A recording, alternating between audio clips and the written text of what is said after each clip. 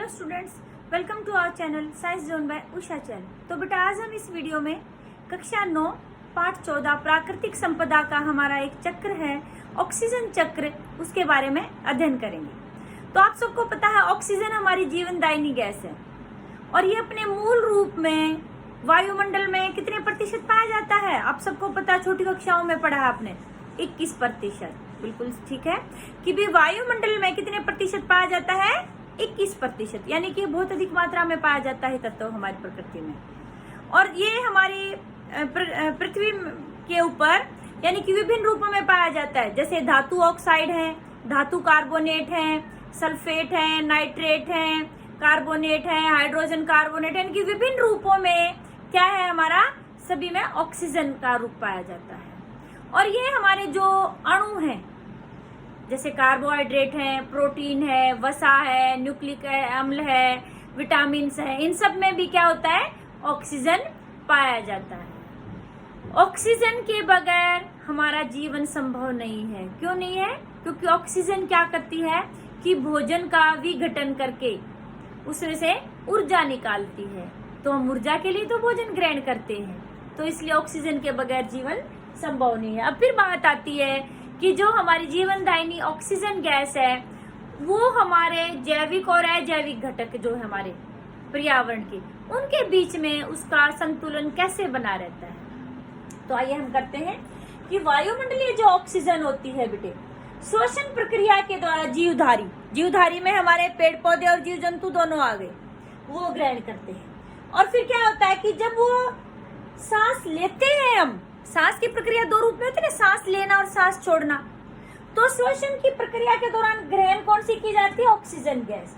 और जब वो सांस छोड़ते हैं तो क्या निकलता है? CO2 और जल। और जब हमारे जीव जंतु और पेड़ पौधे मर जाते हैं तो भी वो किस में बदलते हैं? CO2 और जल में, CO2 में बदल जाते हैं और जल निकलता है हमसे, यानी कि श्वसन के उत्पाद तथा मृत जीवों का क्षय। और क्या बन गया? CO2 और जल। अब हमारे वायुमंडल में ऑक्सीजन जो थी, यानी कि दो रूप में ऑक्सीजन आई, श्वसन प्रक्रिया के दौरान ग्रहण की, और क्या निकाली जीवों ने? CO2। अब CO2 को किसने ग्रहण किया? हरे पौधों ने। किसने अवशोषित कर लिया CO2 को? हरे पौधों ने। और हरे पौधों में कौन सी प्रक्रिया हुई? प्रकाश संश्लेषण की प्रक्रिया। कौन सी प्रक्रिया हुई? प्रकाश संश्लेषण की प्रक्रिया। प्रकाश संश्लेषण की प्रक्रिया के द्वारा हरे पौधों ने क्या बनाया? कार्बोहाइड्रेट। क्या बनाया? कार्बोहाइड्रेट। कार्बोहाइड्रेट को फिर किसने ग्रहण किया? जीवों ने ग्रहण कर लिया। और फिर फिर CO2 चली गई। तो इस तरह से दोबारा से ये क्या हो गया, वायुमंडल के अंदर जो हमारे थी, यानी कि जब प्रकाश संश्लेषण की प्रक्रिया थी उसमें आपको पता है, आपका जीके का भी क्वेश्चन है, कार्बोहाइड्रेट बनते हैं, उसको पेड़ पौधे अपने लिए प्रयोग करते हैं, और पेड़ पौधों को कौन खाता है? जीव जंतु खाते हैं, उनके अंदर चला जाता है। एक और उत्पाद बनता है कार्बन प्रकाश संश्लेषण की प्रक्रिया में। क्या बनता है बेटे? ऑक्सीजन। आपसे पूछा जाए कि जो वायुमंडल में ऑक्सीजन आती प्रकाश संश्लेषण में एक उत्पाद के रूप में बनता है, ठीक है। इसलिए कहा जाता है कि ज्यादा से ज्यादा पेड़ लगाइए, जिससे कि वायुमंडल में CO2 की मात्रा कम हो जाए और ऑक्सीजन की मात्रा बढ़ जाएगी। और एक और रूप है हमारा ऑक्सीजन लेने का वायुमंडल से, दहन। दहन क्या होता है कि जलना। जब दहन की प्रक्रिया होती, जो ईंधन होते हैं, जब उनका दहन किया जाता है तो क्या बनता है? CO2 बनती है। और CO2 यानी कि हरे पौधों के द्वारा फिर ग्रहण कर ली जाती है। तो यहाँ पर हमारा यह प्रश्न आ गया कि जो वायुमंडल में ऑक्सीजन है उसको किस रूप में ग्रहण किया जाता है?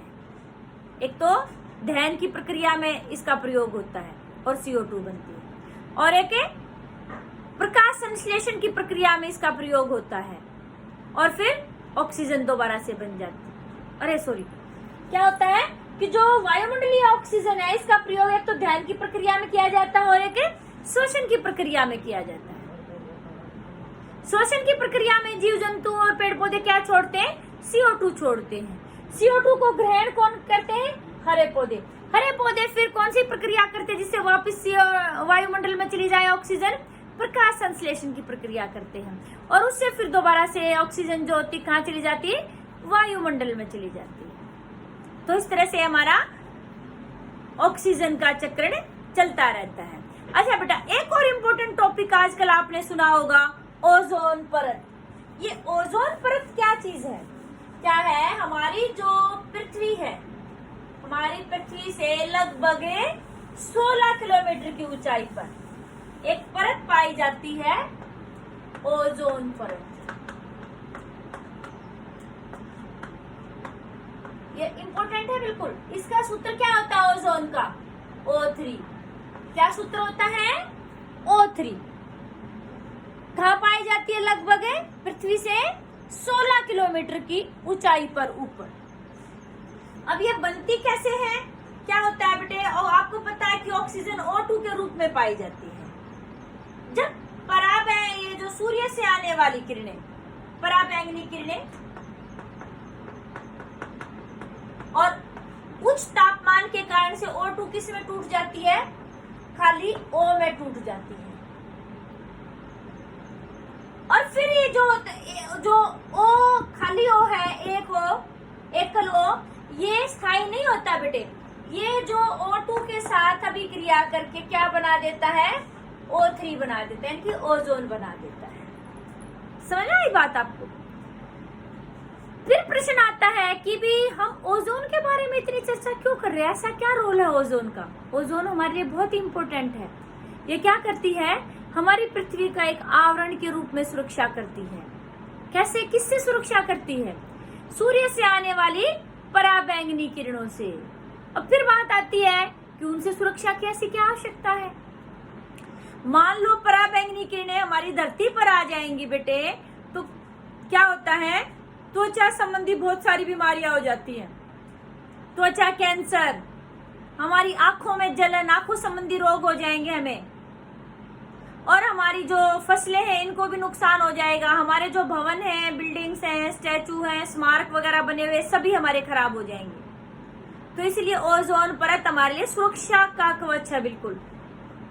लेकिन एक चिंता का विषय बनता जा रहा है बेटे कि जो हमारा ओजोन परत है, अंटार्कटिका जो क्षेत्र है हमारा, उसमें एक छोटा सा छेद हो गया है। उसमें उसको ओजोन छिद्र कहा जाता है। और ओजोन, आज आपने एक शब्द और सुना होगा, ओजोन क्षय। ओजोन क्षय क्या होता है? ओजोन परत का घटना। क्या कहलाता है? ओजोन क्षय। और ये कहाँ हो गया है ओजोन क्षय? ये छिद्र कहाँ बन गया है? अंटार्कटिका क्षेत्र में। ये इंपॉर्टेंट क्वेश्चन है आपका। अब फिर बात आती है कि ये छिद्र कैसे बना? हमारे जो मानव क्रियाकलाप है उनसे क्या होता है बेटे? कुछ रसायन निकल रहे हैं जिनको हम कहते हैं CFC। इंपॉर्टेंट क्वेश्चन आपका। CFC की फुल फॉर्म क्या है? क्लोरोफ्लोरोकार्बन।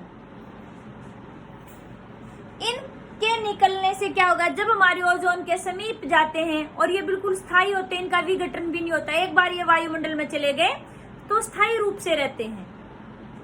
तो क्या कर रहे हैं फिर ये? हमारे वायुमंडल में जाने के बाद हमारी ओजोन परत से अभिक्रिया करके ओजोन परत को तोड़ रहे हैं। इसीलिए जो हमारा खतरे का विषय बना हुआ ओजोन परत का क्षय। क्योंकि मान लो ओजोन परत टूट गई तो पराबैंगनी किरणें आएंगी, फिर बहुत सारी बीमारियां हो जाएंगी हमारी। फिर बात आती है कि जो CFC है, इनका निर्माण कहाँ से होता है बेटे? जो CFC जो है, जेट विमानों में ईंधन के रूप में प्रयोग किया जाता है। जो हम AC, रेफ्रिजरेटर वगैरह जितने भी ये शीतलक यूज करते हैं, प्रयोग करते हैं, इनसे भी CFC का उत्पादन होता है। इसलिए बेटे अपने आप को बचाना है, पर्यावरण को बचाना है, पूरी पृथ्वी को बचाना है, तो कम से कम इन चीजों का प्रयोग करिए। और सरकार भी, पूरा जो हमारा विश्व है, इसके लिए चिंता में है, और इसके लिए विभिन्न कदम उठाए जा रहे हैं कि CFC का सबसे कम से कम प्रयोग किया जाए, जिससे कि हम अपनी ओजोन परत को बचा सकें।